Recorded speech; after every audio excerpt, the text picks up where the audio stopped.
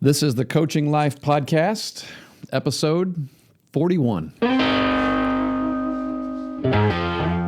Good morning, Pat. Morning, Chris. You just stole my segue. You were going to say it's episode 41?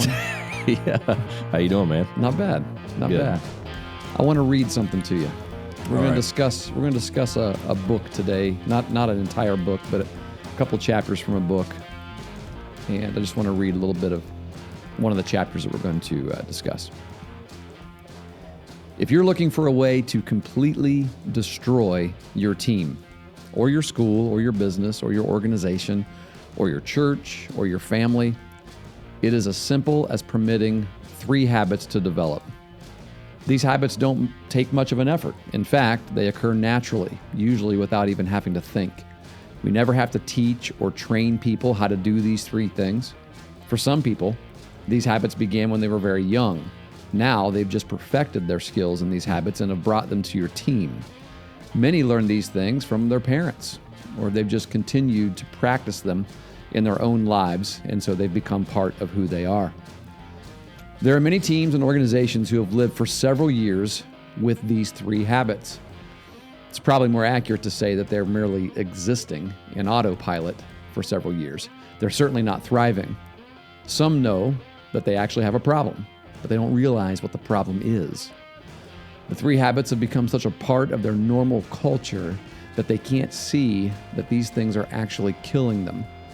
Some don't even realize they have a problem with the 3 habits. In these cases, it's usually because of the 3 killers of a team run rampant from top to bottom. For example, when the leadership, the primary driver of the team's culture, participates in these 3 things, then it naturally trickles down to the team members and becomes standard operating procedure for everyone.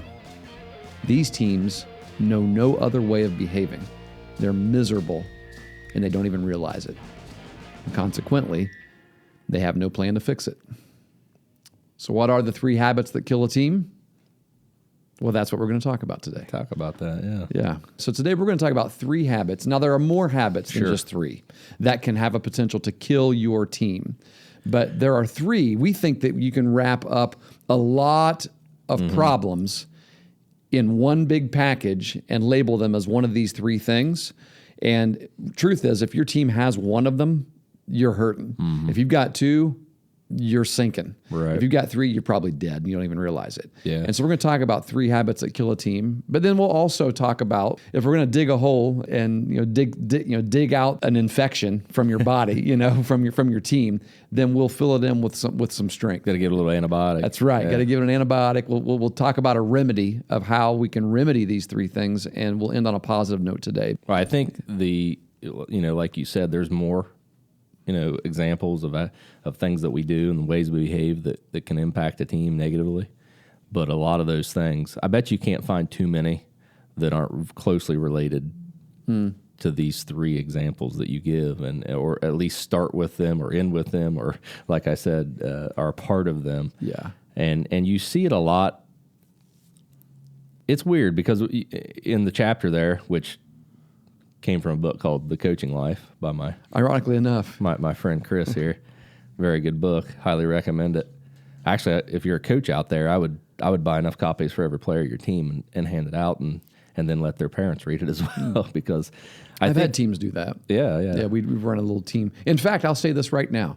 If you want to buy a copy for every player on your team, we'll do them in a package deal. So we'll get them basically there. We sell these books for $15.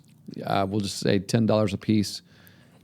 Everybody in the team can have one. I hate when he does that because I feel like it's a crime to only pay $10 for this book. I've told him that in the past, but definitely a great deal there. But what I was going to say is it's so easy for these things to go under the radar, and it can happen. You see them as a coach, you see them as a parent. As a player, you see them.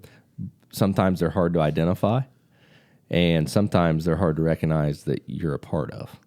Yes. Right. And that's the biggest thing. And sometimes, and when you don't recognize that you're a part of it, and it's hard for somebody to point it out to you as well. Sure. Because we want to get defensive immediately about right, it. I mean, anything. I guess that works with anything that we, if we don't have a humble mindset and a desire to take constructive criticism to get better in things, then if you have a desire to get better, then you're going to be open a little bit to someone coming to you and saying, hey, what do you think about this? Right. And this is an area that you might be able to improve in. This is something I've noticed that I know that you have a desire to do better. And you're just kind of doing this habit a lot, or this thing a lot, and maybe becoming a habit.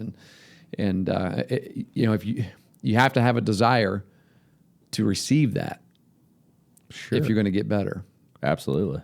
Which is all part of, the things that we talk about as part of this podcast of, establishing the fact that you want to be a better person. You want to be better in the roles that you feel in life. And, part of that is recognizing your weaknesses and accepting it and planning to, do something about it. Yeah.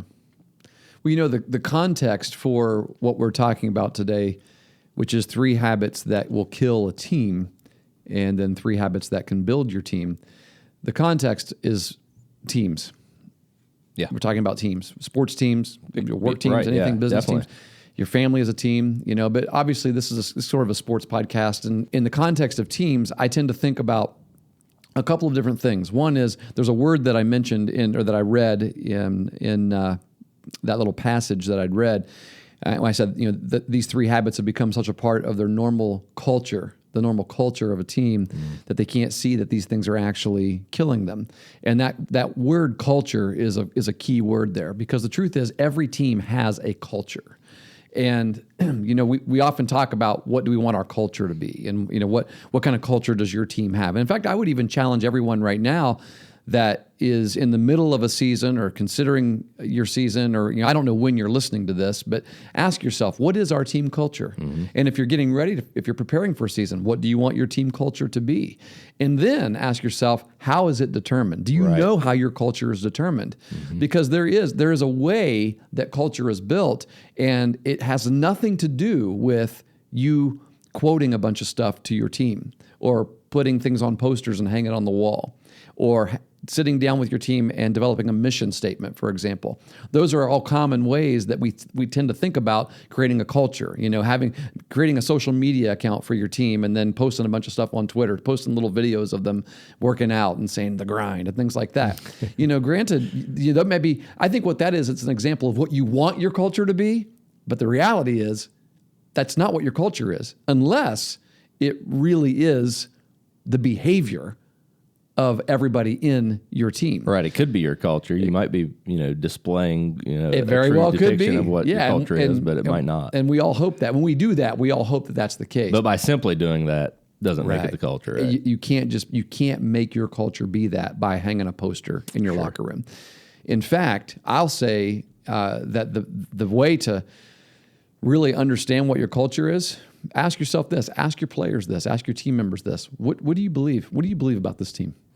What do you really believe about who we are and about what kind of team we are, what kind of organization we are? What does our program mean to you? And just find out what they believe, because that's going to give you a hint of where at least the culture is beginning in their minds. And as you collect that data, as you collect those answers from your teammates and your team members, then you get an idea, especially when you hear the same answer again and again, what the culture might be.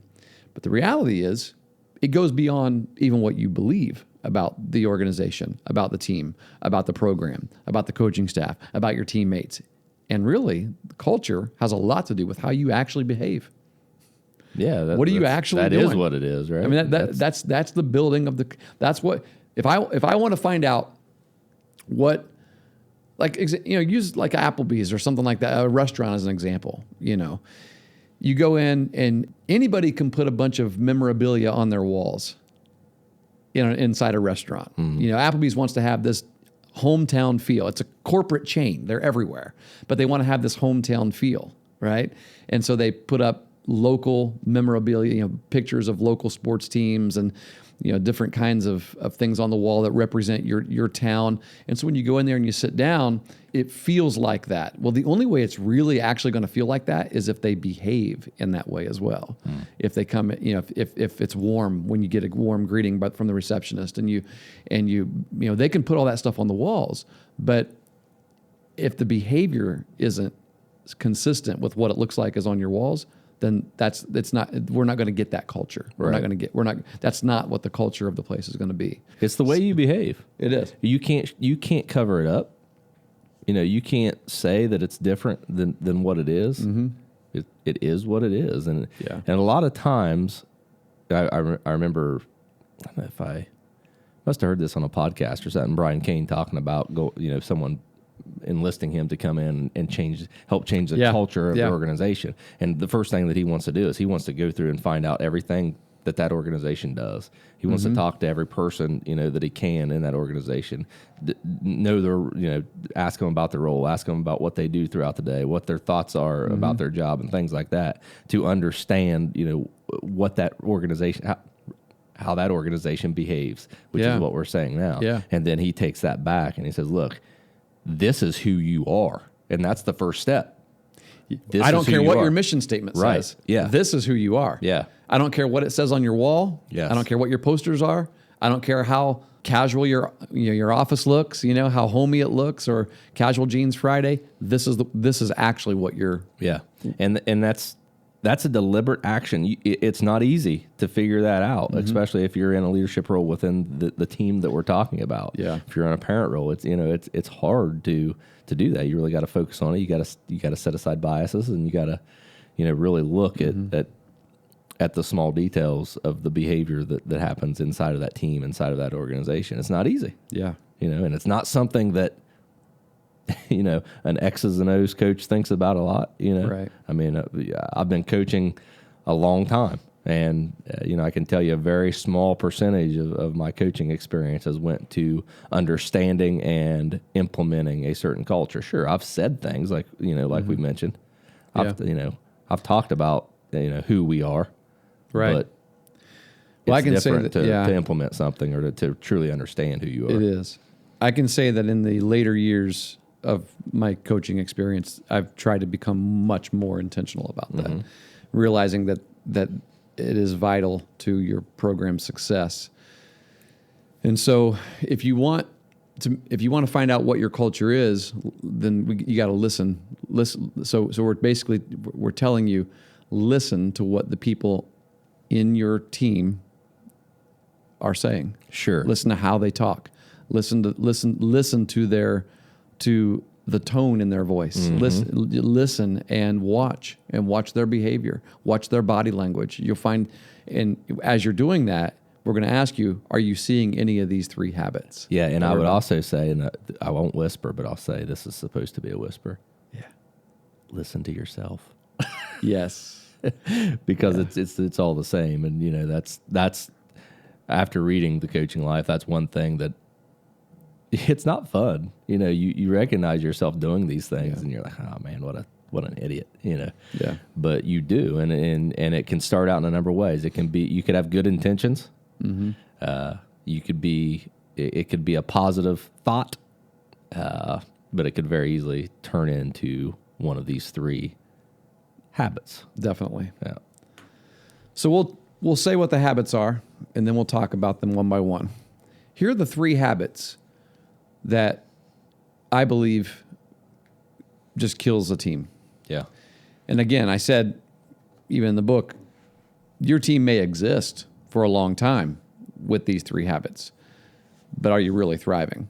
So yes.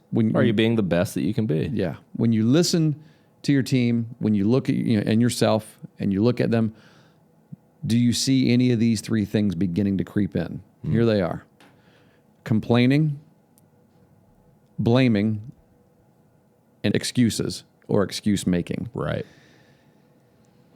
As I said, there are a lot of other things that people might be able to point to and say, well, that could kill a team, that could kill a team, this could kill a team. And I get that. A lot of things can contribute to the death of a team.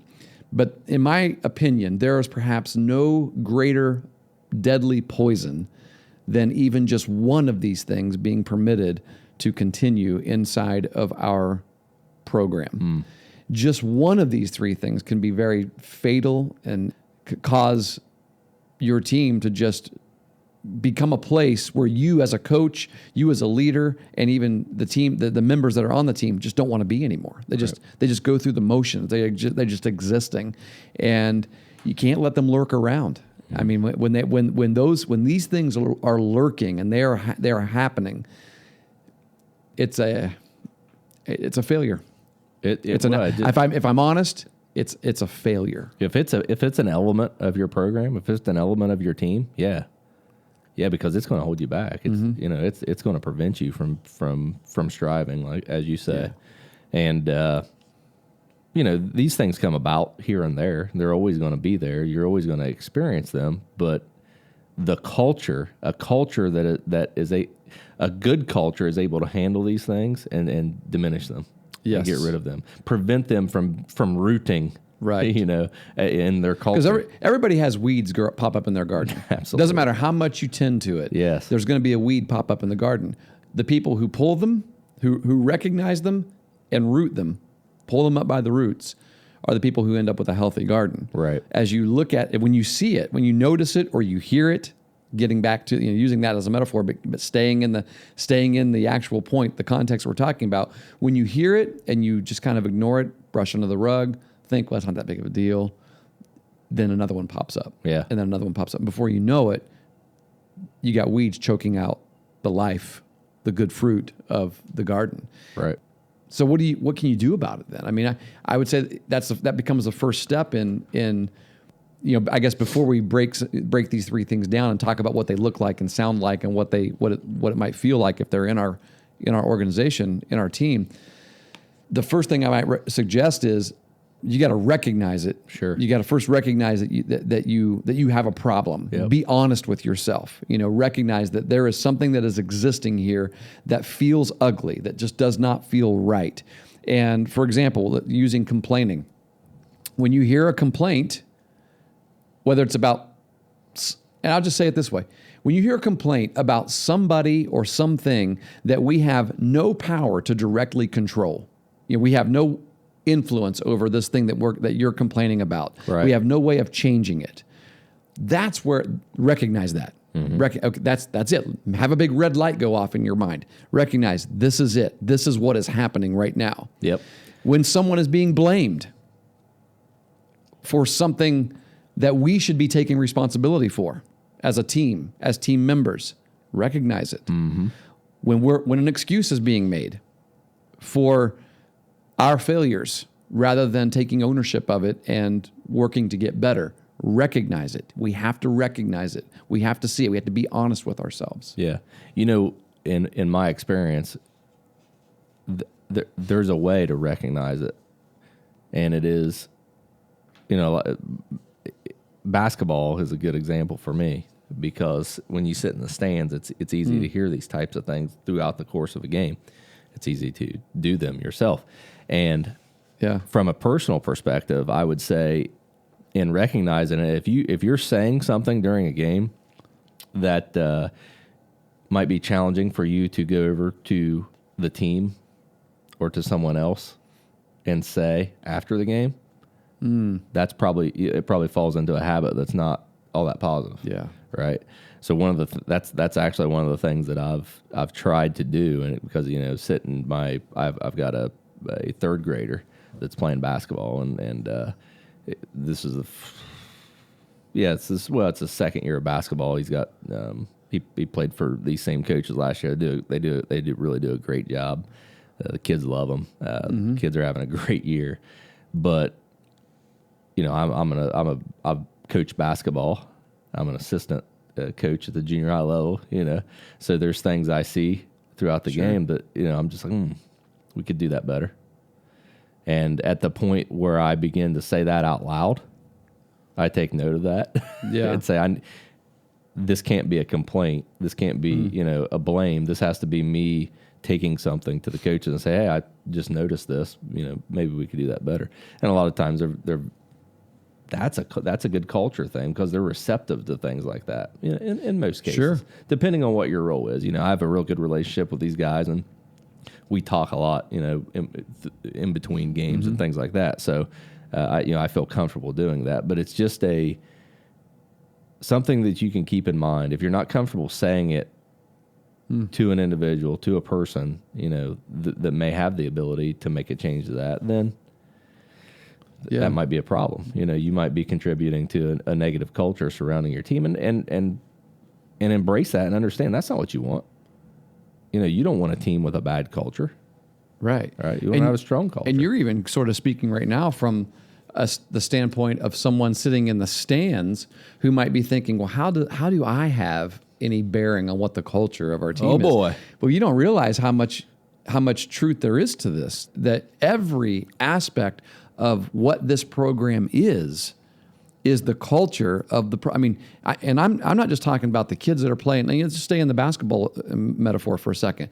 The kids that are on the court, the coaches that are coaching them every day. We're talking about the athletic trainers that are there supporting them as well, that are tending to them. They're part of the culture. The one that's doing the laundry, the managers, the student managers and things like that. People that are filling up the water bottles, all the way down to the bookkeepers, the people that are sitting at the scoring table, the scorekeepers and things like that. And those that are sitting in the stands are a huge contributor to the program's culture.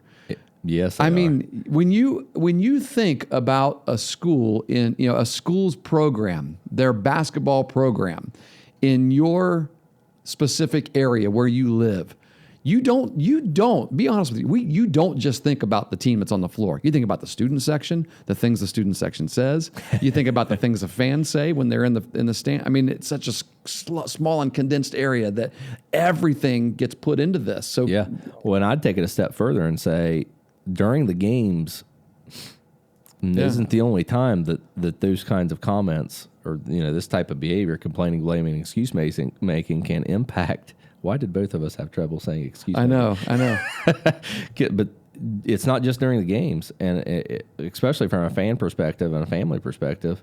If you're talking about this on the car ride home, if you're talking about it at the dinner table, that's I would say that's just sowing stronger seeds. That's gonna have an even larger impact on the team. You're planting seeds of weeds, right? and those moments that are going to just start growing inside of a person that maybe would not have complained otherwise. Yeah, I think a lot of times people don't consider themselves part of that culture. It's for parents, they kind of feel like they're on the outside; they're not part of the team. But heck. That's your kids. You're definitely a part of the team. You're a huge part of the team. And, things that you say in week 1, week 2, week 3 of a season could impact that season at the end. That's true. That's true. So what do you do if you recognize it?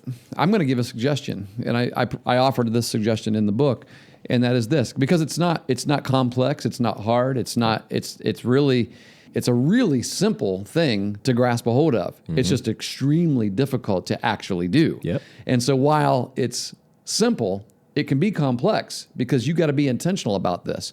But the way to remedy, for example, let's just focus on complaining for a moment. Yep. If we're talking about complaining and how complaining can just really destroy and kill a team, just mindless complaining. How can I remedy this? How can I, if I recognize that this might be a problem that I have, or that we have, I'll keep it that way, that we have as a team, as an organization, then this is a complete game changer for any team. And that's this. Here's the solution. Focus on completely 100% eliminating complaining. And I'll just go ahead and add blaming and excuse making. Excuses. We'll stick with that. Yeah. Completely, 100% eliminate complaining, blaming, and excuse making. Yep. Just do it. And when I say that, I mean you. You're not a person that does that anymore. Yeah, me. I take this internally, and I take ownership of that, and it begins with you. Yep. If this culture is going to change, everything inside the culture has to begin with someone. And why not you? Why not you? And you might be thinking, well, I'm just one person. Well, if one person could influence another person, Yeah. and then that person influences another person, and just multiplies, and before long, this is how culture change takes place. You just got to decide to do it. I mean, just stop. And I'm not talking about let's try this for. It might be good for somebody to even, hey, let's just try it for a day. If you're listening to us in the morning, give this a shot for today. Try to go through your entire day without complaining one time. With just no complaints, and see how it changes your day. See how it affects your day or impacts your day. But the truth is, I'm not talking about one day. I'm talking about every day. In every aspect. For your and all of it. Don't just make this a goal, a temporary goal. Make it who you are. Make it your identity. That's where it begins. That's where it has to begin. Just because you can't turn it on and off. Once you walk into a basketball, gymnasium. Yeah, why would you want baseball field? Why would you want to make this a temporary thing? Right? Exactly. Yeah. I mean, it is going to make your life better. Your life. Whether it changes a culture that you're involved in or not, it's going to make your life better. And I guarantee you, the more as you do this, you will have influence on that culture. Absolutely. And it'll change. Just as you don't, you're also having influence on the culture. If you are complaining and blaming and making excuses, you're doing the same thing. You're having an impact. Whether that's your intention or not, you're having that impact, and by not doing it, it can steer it the other way. Yeah, and I know that as we talk about this, people go, yeah, but some things. Yeah, but you're There's right. that but, right? Yeah. But what's it going to change? Yes. What is complaining? That's the point. Yeah, and how. And if maybe we're talking about a subject that needs to change, that has to change in the program. It has to. It just can't go on, the way that it is. None of these things we're talking about is going to change that. Yes. It's just not going to happen. Yeah. I mean, so what you're saying is that we can say, for the sake of, now, granted, I think if we wrote down all the things, if we had the mindfulness to write down everything that we complain about during the day, not very many of those things are legit. They just aren't. Probably not. But let's just say, for sake of argument, that half of what we complain about are real issues. Yeah. Real issues that you feel justified complaining about. I mean, real issues that need to change. Right. And so you're complaining. Okay. Great. You're complaining. Now let's ask ourselves a really honest question. Does complaining take that real issue and improve upon it? Nope. Complaining does nothing to it. Can't touch it. It changes nothing. As a matter of fact, it can make it worse, or it can create more issues. Yeah. Or both. True. So let's stay with the devil's advocate then. Someone says, okay, Chris and Pat, what are you saying then? We should just do nothing? If we see an injustice on this team, we see a problem, we shouldn't complain about it? I mean, isn't that the way positive change is made, is that someone sees it and they point it out? Yeah. I think, and that's a good question. I think that's why trust in teams and organizations is important. There's all kinds of resources out there that'll tell you one of the main things that you need to have as an organization is trust, because there has to be that open line of communication where these types of things can be handled in a manner that is beneficial to the organization. Because the simple fact of the matter is, if you just tell somebody, stop, don't complain, don't blame, don't make excuses, that's great. However, the problem is the internal conflict that they have, the feelings that they have, and the emotion is still there. It's not going away. And it's impacting them, which is part of your culture, it's part of your team. So you're still, those things still exist. You have to figure out a way to eliminate them. And I think part of that, a huge part of that is being able to communicate with trust. But, we're going to talk about some things that. Yeah. Maybe how to make sure that that's what we're doing. Exactly, right? yeah. Because I think that's one of the things that, again, that's part of the recognition process, and that is having the discernment to recognize the difference between what I'll call mindless complaining, just mindlessly complaining. I see a problem, oh, look at that, versus problem solving. Yeah. Of course, we should seek solutions to problems. No one is saying that. You and I aren't saying that we shouldn't, when we see a problem, you shouldn't point it out, recognize it, and seek a solution. But here's the thing. There's a difference, and we got to recognize the difference in what we're actually doing, because one of those is part of the solution. When you recognize a problem, point it out, and then say, okay, now let's move on this. Let's how can we create a solution for this? That's being part of the solution. Complaining is just literally being part of the problem.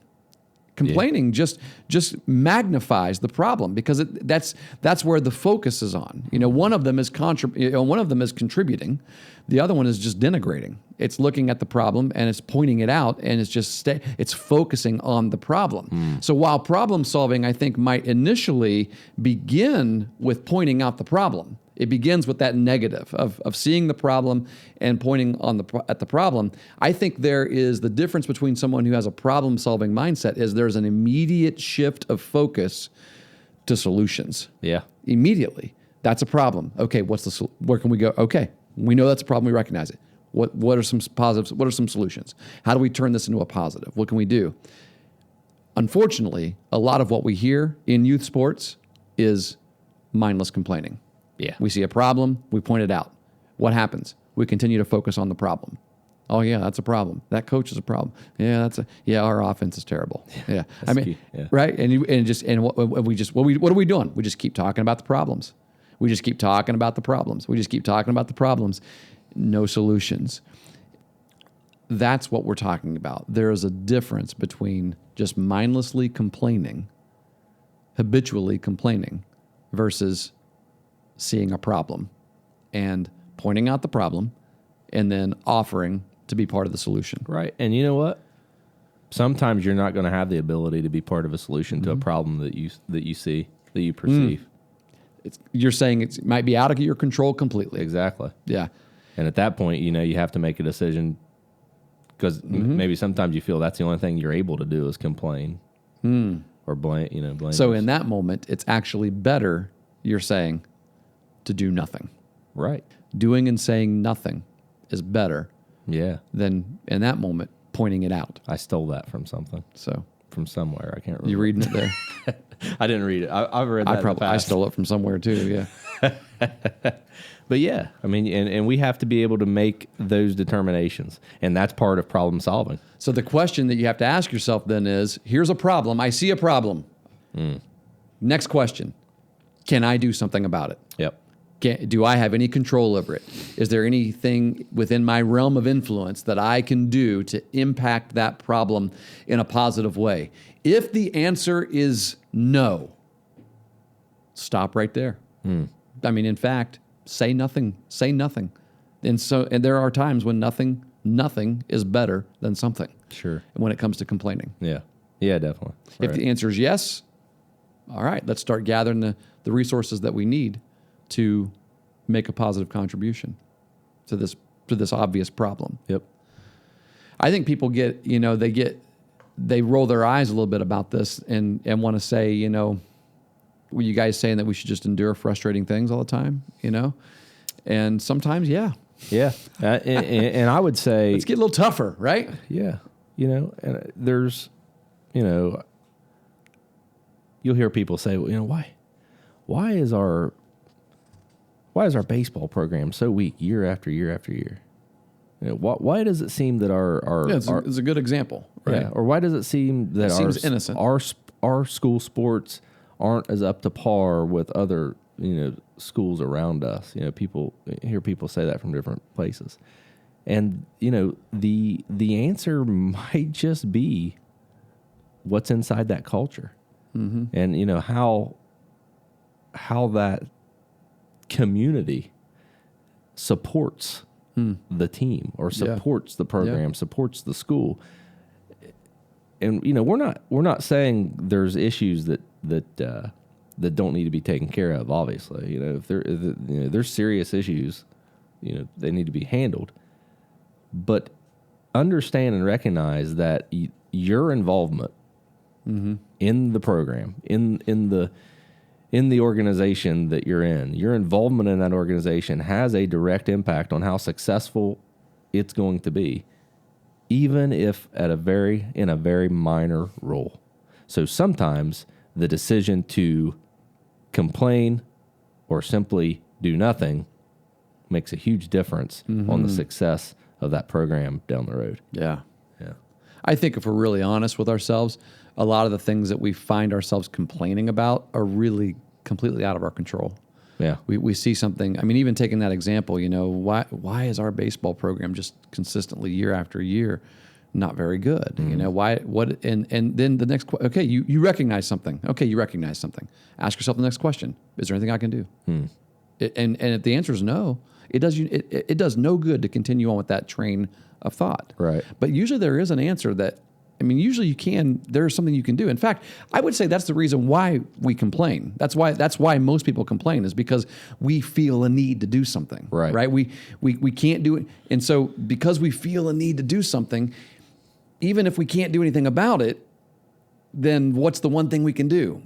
Well, we complain about it, or we gravitate toward other people who are also complaining, and we just have our own little complain party together. Because we care and we want to make an impact. We want to make a change. We're passionate. And we're frustrated, and we want to see a change. So I still say, if there's nothing you can do about it, though, then just don't complain. Yeah, and I would say a lot of people out there are saying, "Well, that doesn't seem very beneficial," and I would say.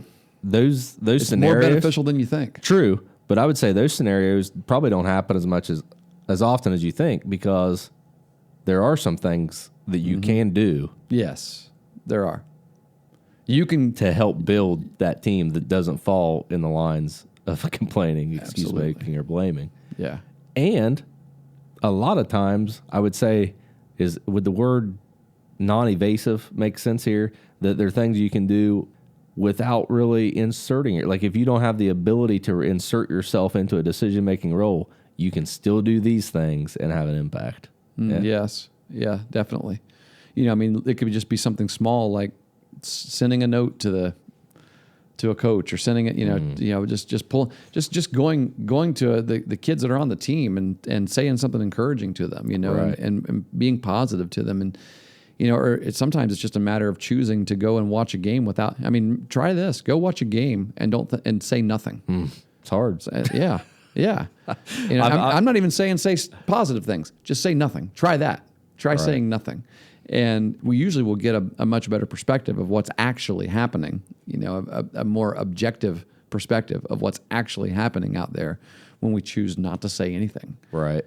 It's not easy, but sometimes it's the best thing to do. Yeah.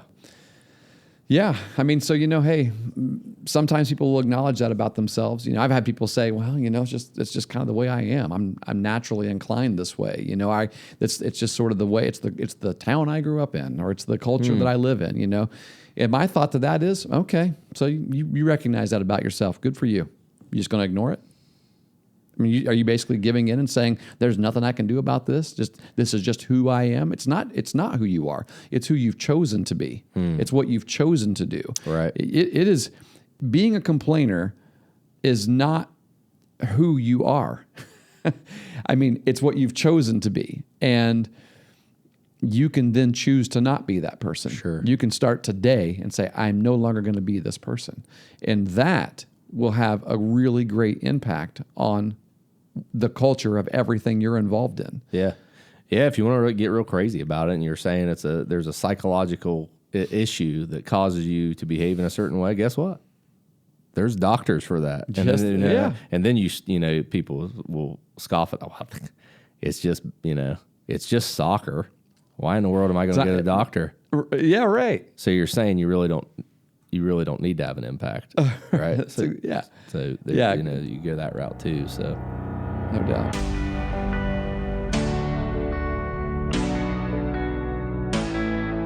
So there's blaming, excuse making, two other killers and complaining for a team.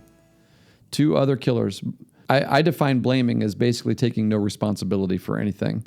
In fact, I like that, because you don't always get it's your fault, but you see it's not my fault.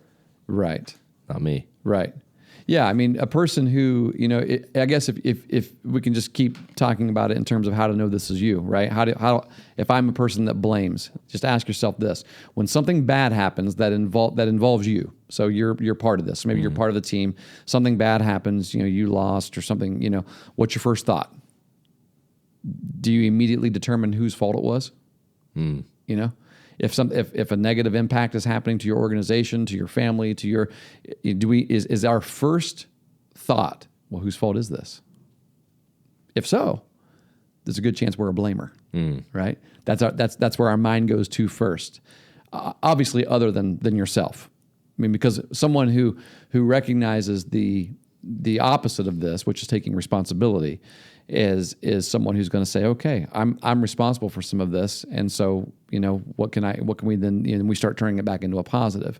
But if you're always the victim of someone else's failure to perform, there's a good chance that you have fallen prey to being a blamer. Right. I would say that this person is a narcissist. And so I would go as far as to say that basically a person like this can never be wrong. They, you know, whenever there's an instance of something that takes place where even if you appear to be at fault, even if it's obvious you were at fault, I mean, you use striking out as an example. Whose fault is it that you struck out? It's yours. Well, no, the umpire made a bad call. Or that pitcher was too slow. I don't hit slow pitching. Or, I mean, seriously, you know, it's just blaming something. Also an excuse. You were obviously at fault. You're the one that struck out, you know.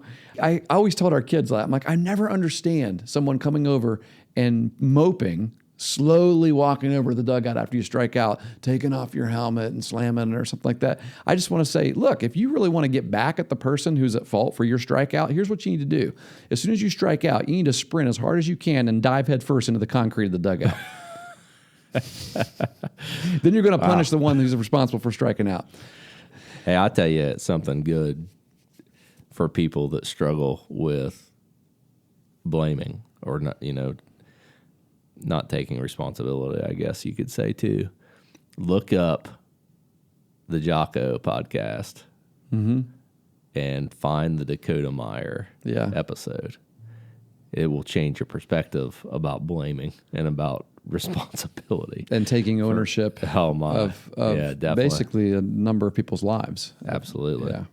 Yeah. And that's a situation where I would say, after listening to that and reading a little bit about Dakota Meyer, I had this urge in my heart just to hug that guy and say, this is not your fault. But, you know, he wouldn't accept it. He would have shoved me away. Yeah. He would shove me away. It is my fault. Yeah. I did take it. Yeah. He would. Yeah. He took on, I mean, he took responsibility for something that really he probably still had no control over a lot of that. I mean, he made a decision. He did. And then as a result, a lot of people were killed in battle. And it's an amazing story. He embraced it. Look absolutely. It's a long one. It's intense to listen to. It is very crazy. intense. It is crazy. Yeah. I want to say something else about blaming. I said that it was arrogance, basically having an overinflated view of your own abilities. So what happens is sometimes the only way that you can retain that elevated status that you have of yourself is to blame others for any failures that maybe you were part of, right? And so I can't fall down because I've elevated myself to this level, and if I happen to take blame for something, then I'm lowering myself. So I said it's kind of a narcissistic thing, but I also think that blaming can be a symptom of low self-image. And the reason I say that is because I know it sounds antithetical completely to what, you know, to being a narcissist, but I think sometimes a person has such low confidence, such little confidence in themselves, that they actually look for reasons to pull other people down. You know, they don't have a high opinion of their abilities, who they are, what they can do. And so I guess just subconsciously they believe that by saying things or pointing fingers at other people, you know, it takes that spotlight off of them a little bit, and it sort of helps their own self-image a little bit. Not really sure which one of those is better. You know? Yeah, neither is a positive. That's for sure. And I think you could say this too, that those statements aren't blanket statements covering your life. It could be about a situation or a scenario. You know, you could feel superior in a certain aspect. Yeah. And at the same time, you know, find yourself in another scenario where you have a low, you know, self-image of what you can accomplish in that role. So it could be both, or, you know, everything in between. That's a good thought. And then we have the good old excuse making. A third killer of a team. We were supposed to get something done, and we didn't get it done. Here's why. Yeah. Insert excuse. It could be any number of things, right? Most human beings in this world, when we fail, we immediately feel pressure. There's an immediate pressure. Like as soon as, thinking about the last time you failed at something, we fell short of expectations. And in that moment, there is an impulsive emotional reaction to the feeling of, I have fallen short of this task that was asked of me. And what we want to do is we want to protect ourselves. Mm-hmm. We want to immediately guard from any additional hurt from that moment. We're already hurt enough that we failed. And so as a means to protect ourselves, often what happens is we provide an excuse. Whenever I speak to athletic teams, it's really easy to point out what excuse making looks like. You know, I remember standing in front of a team and like, give me some of the excuses that you hear. And it's easy. I mean, right away, oh, the officials screwed us, right? Field conditions were terrible. We don't play very well in the early morning. Yeah. We got scheduled at 7 in the morning, 8 o'clock in the morning, and we don't play well. You know, the weather was too cold. We don't play good in cold weather. Or high school teams or college teams. We had exams that day, and our kids were their brains were fried. You know, they couldn't perform. And then I've got them personally. We all got them. You know, I haven't gotten much sleep. That's why I'm treating you this way. Yeah. Or just came off a long break. Yeah, I don't feel well. I mean, that's just a lot of the reasons for we behave the way we behave is just simply because we say we don't feel well. Well, okay, you know, all right. Here's a good one. If you're on a diet, I haven't eaten anything all day. Therefore, I'm going to eat this thing that's terrible for me. We don't necessarily say that, but that's the justification that happens in our minds, right? Or I deserve a break. I've worked hard all week, you know, and so I'm going to do something unproductive and meaningless since I deserve a break. You know, those kinds of things. And we might be going, okay, that's ridiculous. But the excuse making is a deadly habit. Yeah. And that's how it happens. I mean, we probably make so many excuses throughout the day without even realizing it. And then what happens is we get used to hearing them. We get used to embracing them and just accepting them, that when they happen on our teams, they become part of our culture. And when excuse making becomes part of your culture, it's killing it. Yeah, because, just in nature, you're talking about the things reasons you didn't accomplish your goal as opposed to reasons why you did or why you're going to. Yeah. You know, you're going backwards instead of forwards. Right. That's right. That's what excuses are. Right. So. Yeah, I never liked your kid misses a day of school, what do they bring in with them? An excuse. Mm-hmm. Right. Oh, yeah. Yeah, good point. You know, my thought is, no, what's the reason? They weren't here. What's the reason? Mm-hmm. The reason was they were ill. Okay. Yeah. Not an excuse. I wasn't actually well, but I'm telling you that I was ill. Right? Yeah. Well, and sometimes people will cloak excuses by saying, no, it's not an excuse, it's the reason. Yeah. Make they'll actually use that line, won't they? Yeah. Right. But really, what are you doing with an excuse? You're excusing something. Mm-hmm. Usually it's bad behavior. Yeah. Usually it's a lie. You know, I heard someone say one time that the definition of an excuse is a truth packed in a lie, packaged in a lie. You know, you might be sick, and that, you know, but that's not, you can't use that as the reason why you played terrible, right? Yeah, we know that you played terrible, you know. Okay. That's that. Well, and sometimes it comes down to the simple fact of just not saying it, you know, just not using it as an excuse. If you're sick and you play terrible, okay, you still didn't get the job done. You didn't perform at the level that you expected to perform. So what? You know, what are you going to do now? Right. Well, you know, I didn't play well because, what are you going to do now? Mm-hmm. And making an excuse. Even if that one's true, for example, even if it is a reason, for example, it doesn't do any good to acknowledge it. No, it's because a what slippery happens? slope. Yeah, that's what happens. It becomes a slippery slope because then when you don't do well again the next time, or the next time that you don't do well, what does your mind immediately start doing? What's my reason? Yep. What's my reason today? Yep. And that's when a reason becomes an excuse. Right. They start becoming excuses. Definitely. And I think it's so hard to discern the difference between the two sometimes, especially the more they occur, the more they become excuses. Yeah, and why does it matter? Some people might be saying, "Well, this is I don't really understand what you guys are talking about." Well, what's the big deal? And I think the big deal is a level of mental strength. Yeah.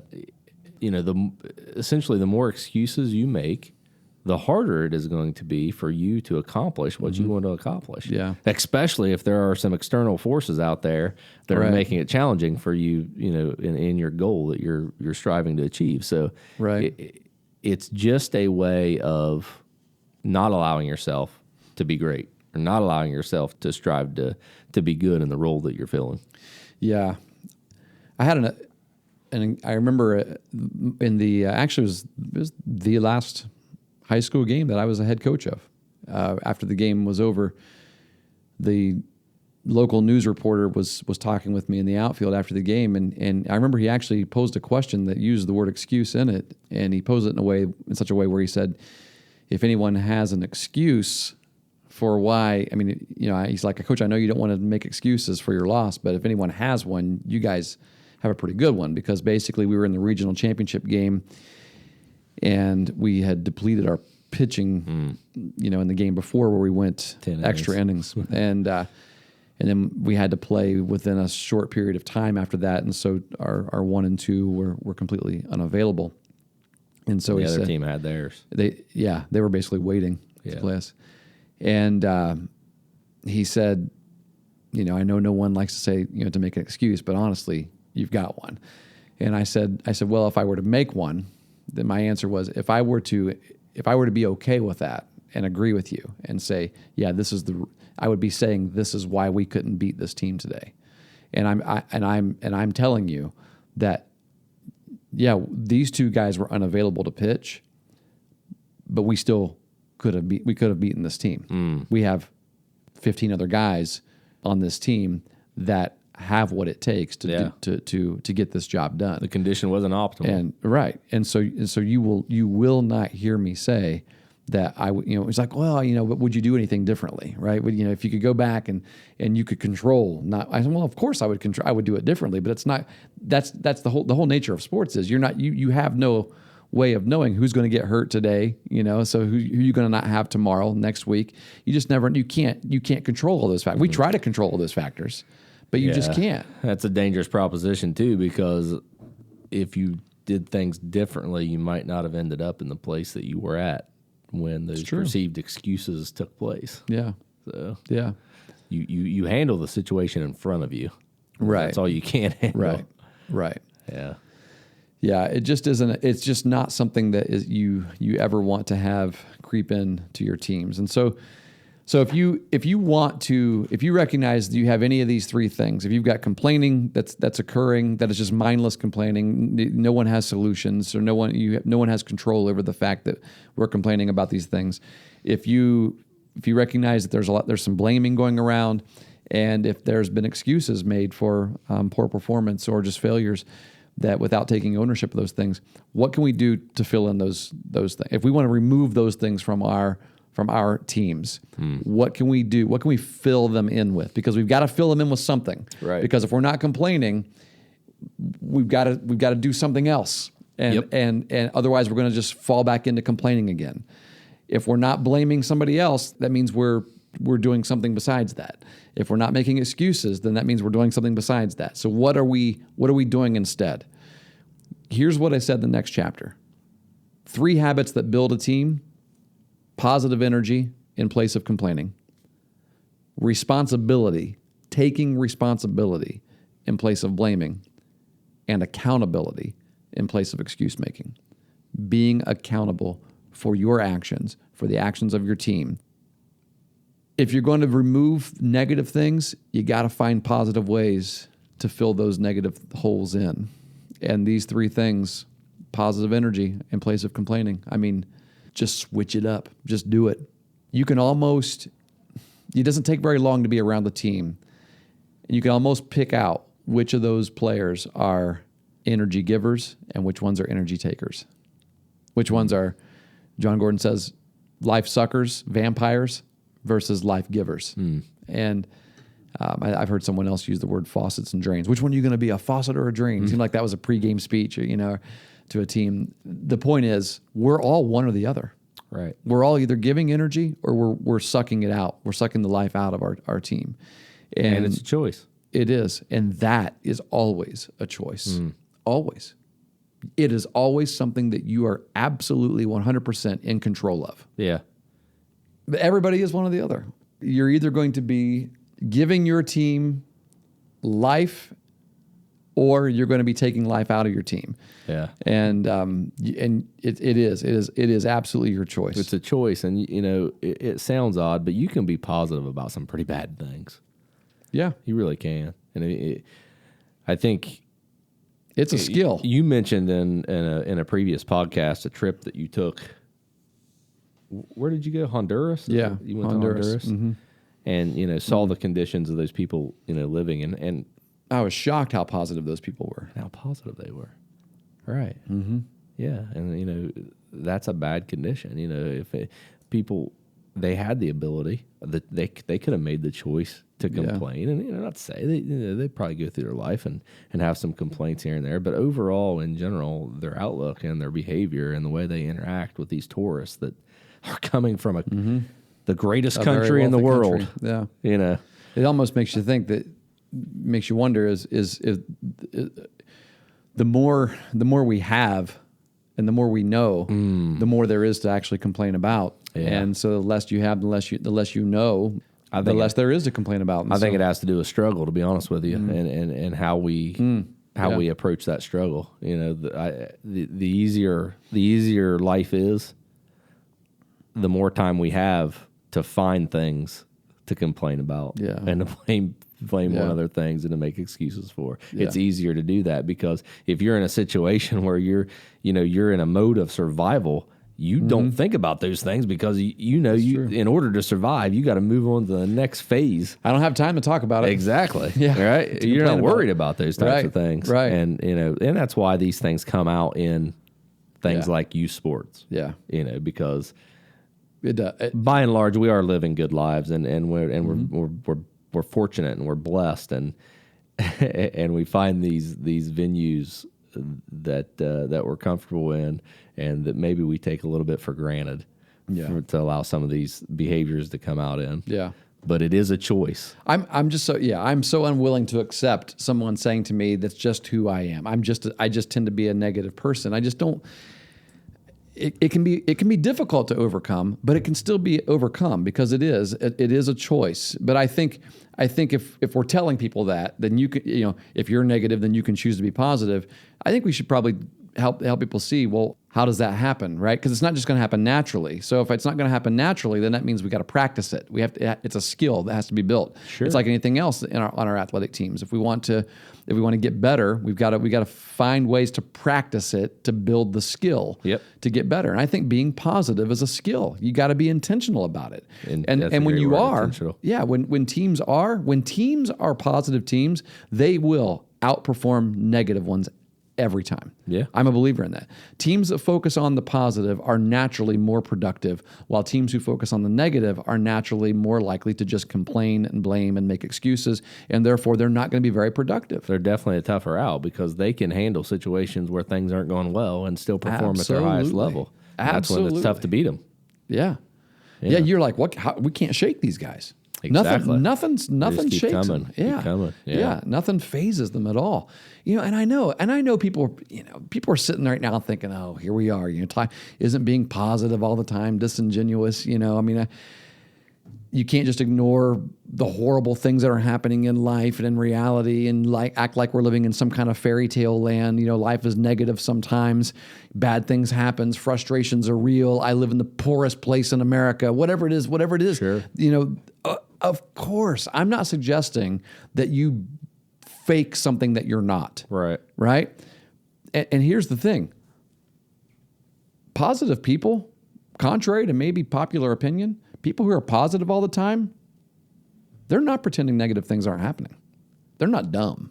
Sure. I mean, they don't have their head in the sand. Yeah. They don't pretend that negative things don't exist or that the world isn't a bad place or that things aren't. Here's the difference. Positive people just aren't fixated on those things. Yeah. They're just not, they choose not to fixate on the negative. Being positive does not mean you ignore the negative. That's not what it means. Right. Being positive means you overcome it. That's what it means. Yeah. And that's what we're talking about here.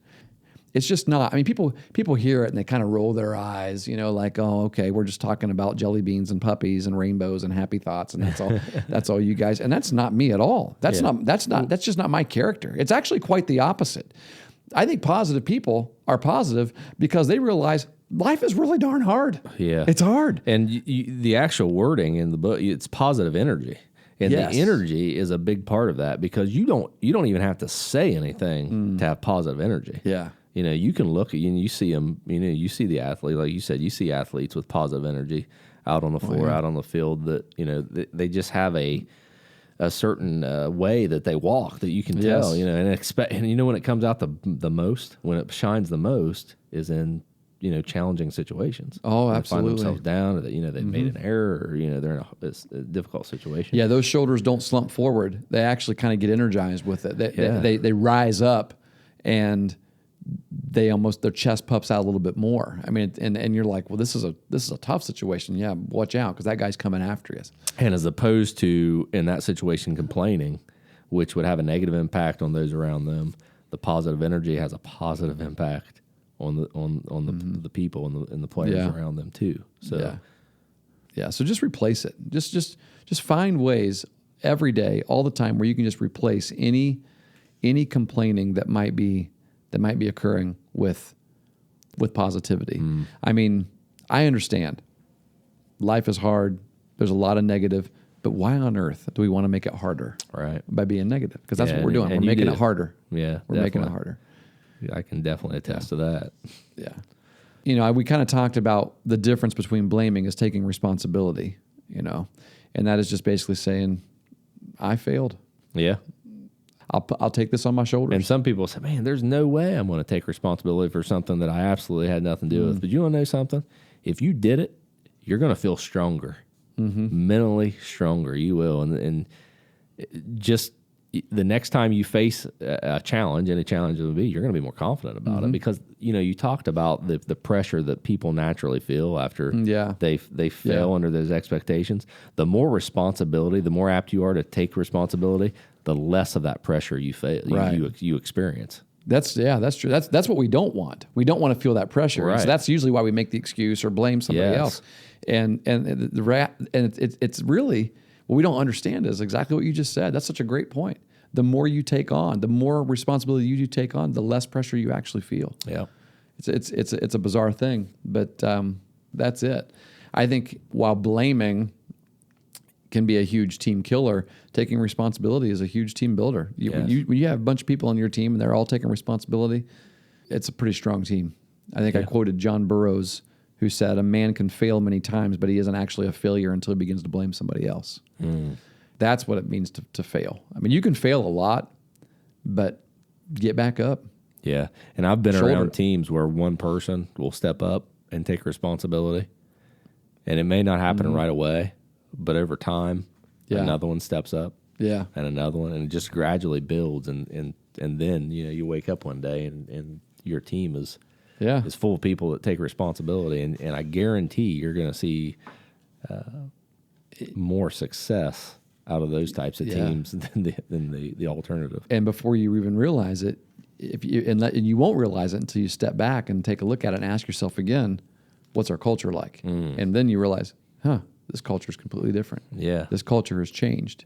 And it's changed because we believe something different about who we are and about what this team is, and we're behaving in accordance with our belief, with what we actually believe. Right. So I think there's teammates who take responsibility are teammates who recognize the power of their choices.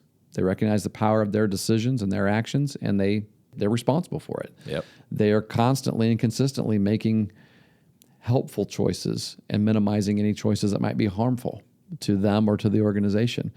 Someone who's taking responsibility as opposed to blaming, it tends to be a person who praises other people a lot and builds them up, as opposed to looking for ways to criticize somebody else.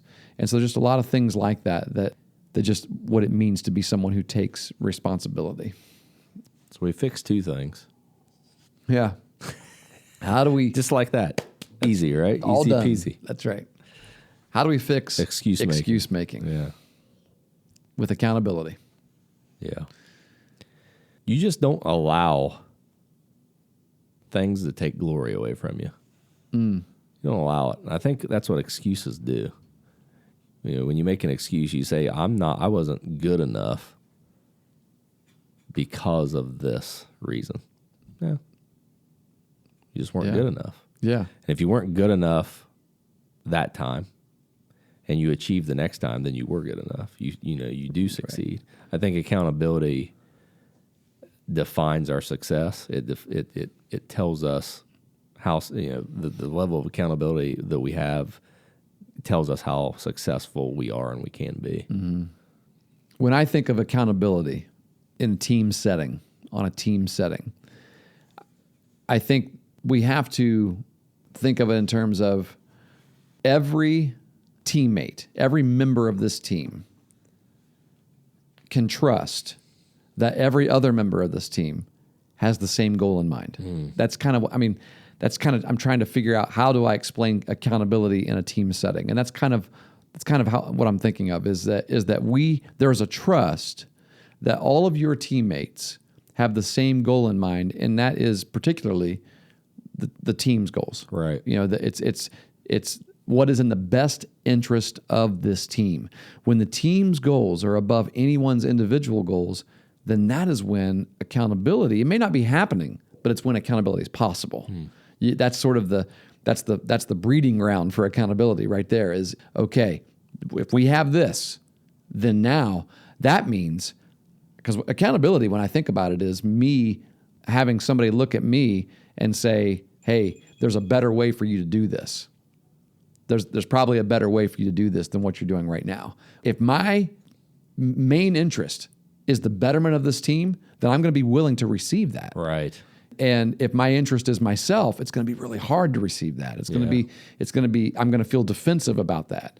And so I kind of think, I think accountability is a hard one. It's a really, really difficult one, but it's going to cover a lot of this excuse making when you create a culture of accountability in your teams. Yeah.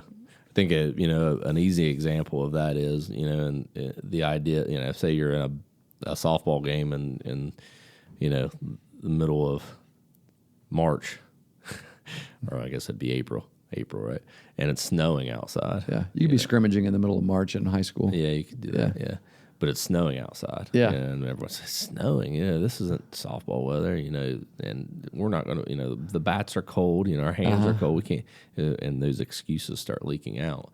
And but the fact is, an accountable team will say, hey, everybody else, the other teams out here in this environment. The umpires are out here in this environment. Our fans are here. And there's nothing we can do to change it. Exactly, yeah. So we work through it then. It's done. The excuse is gone. It's the only avenue that we have to go, and so we're gonna put our heads down and go that avenue. Yeah, it's not going to be a reason that we lose. It's not going to be a reason that we fail. Right.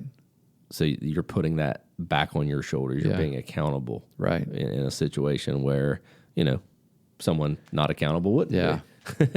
I think this is accountability is one of the hardest things to build on a team because everyone has to buy in. Everyone has to.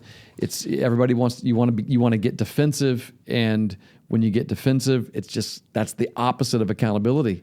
Yeah, you could almost say that blaming prevents accountability.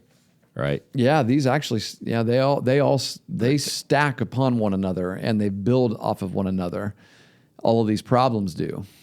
Exactly. And so that's when when you're complaining, you're blaming at home, or you're complaining and blaming, when you're out with your friends, or in the stands, that behavior seeps in to this accountability factor.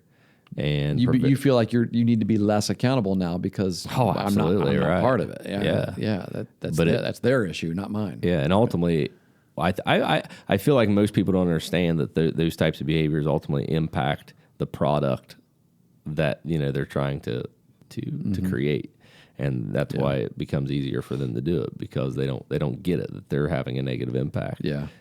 So, have a positive impact. Yeah.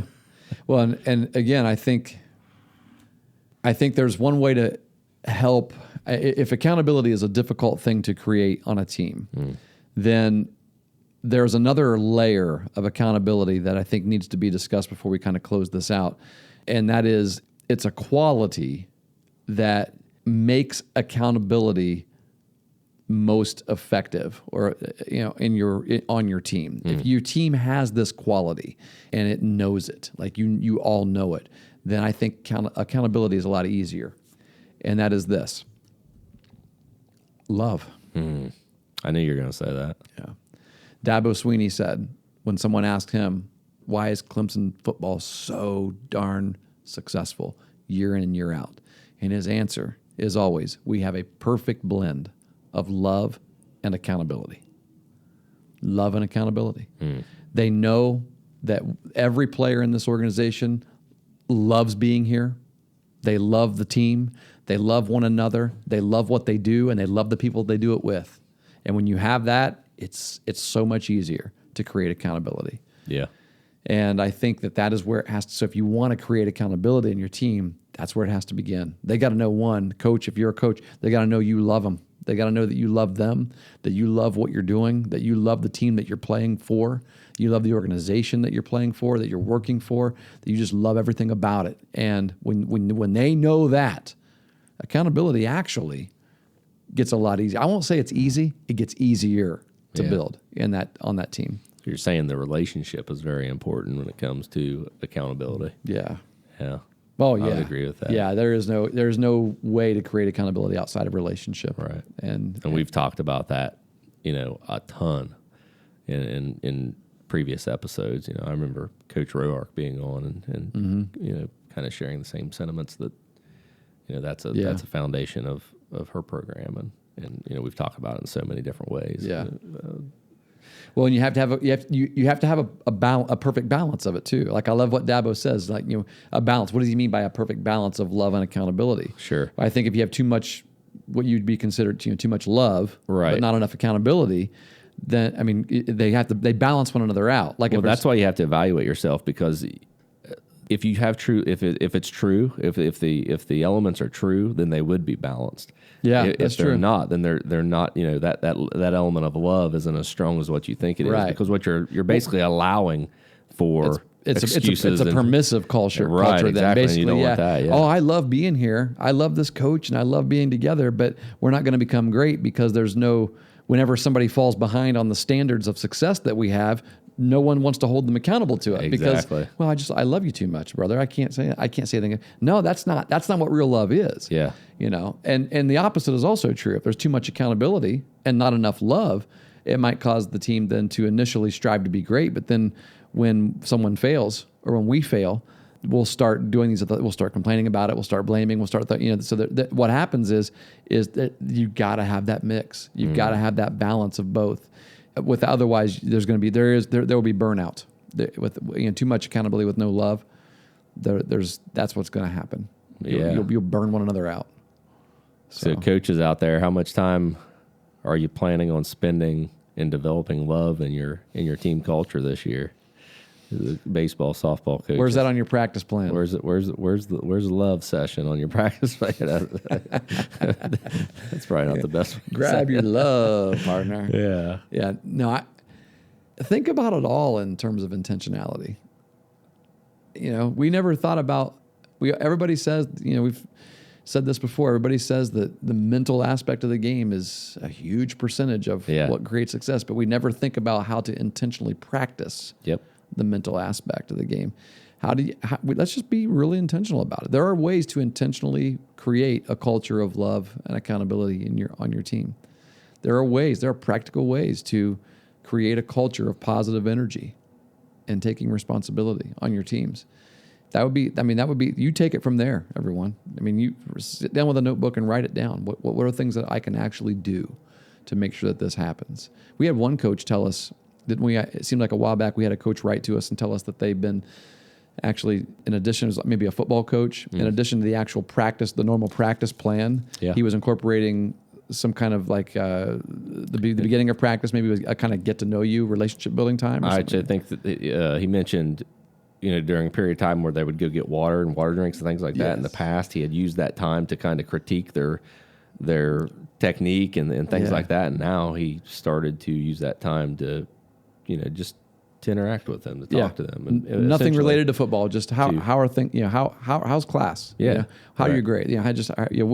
What's like? What do you like to do outside of? What are you going to do when you get home? What's your favorite food to eat? Just things like that. And those kinds of things. I know I did. One of the ways I was intentional about it as a high school baseball coach was I stopped throwing BP to my teams. I found somebody else that could throw BP. And during our batting practice session, one of the stations we would have in the outfield, we would have a group of guys that we call shaggers, which were guys that weren't playing defense, because we had people that were also playing defense. We didn't want them to be distracted. But the shaggers had buckets and baskets, and they were filling up balls, that were basically not being fielded by the defense. Balls hit to the gap or whatnot, or anything that was hit to the outfield would be tossed to a shagger. Anything hit to the infield would be played at first base or double play or whatever. Just they were always practicing defense. So what I would do is I would go out and I would just hang with our shaggers. I would just go over, so everyone's filtering, everyone's rotating through each of those groups. So everybody would eventually be a shagger at some point. And I just go stand beside them and chat, maybe take a glove out with me and shag a few balls myself and just do that very thing, and just talk about something that was not baseball. And it gives you a different perspective of the person. Sure. And it really, it takes a little bit of pressure off yourself too. You're actually just enjoying being out there with this person that's on your team. Yep. So I just think when we talk about stuff like this that are conceptual, something that we have to do is, I guess, you and I we know how we're going to take this and utilize it in our own lives, whether it be our work, our family, or our teams. But if you're listening and you really want a podcast to have an impact on your life, then I think what you need to do now is take this and run with it. And what I mean by run with it is make a list, think about it, work it into your practice plan. I'm not saying schedule everything. Schedule. We're going to schedule positivity. We're going to schedule. I would. But if that's what it takes, do it. I can't go with that script. Yeah. But how is it going to be? How is it? It's not going to change. Just list an item. How in what way will we promote positive energy in this practice? Yes. In what way will we, promote responsibility, promote accountability? Yeah. In what way will the coaching staff show love to the players, or the players back and forth? And when that's in the front of your mind, if it's on your practice plan, those questions, and that's in the front of your mind, you're holding yourself accountable for it to happen. Right. And you're being intentional. Yeah. Yeah. So we hope it's been helpful. Yeah. It's a good 30-minute episode there. Yeah, approximately. Give or take an hour. Give. Thanks for joining us, everyone.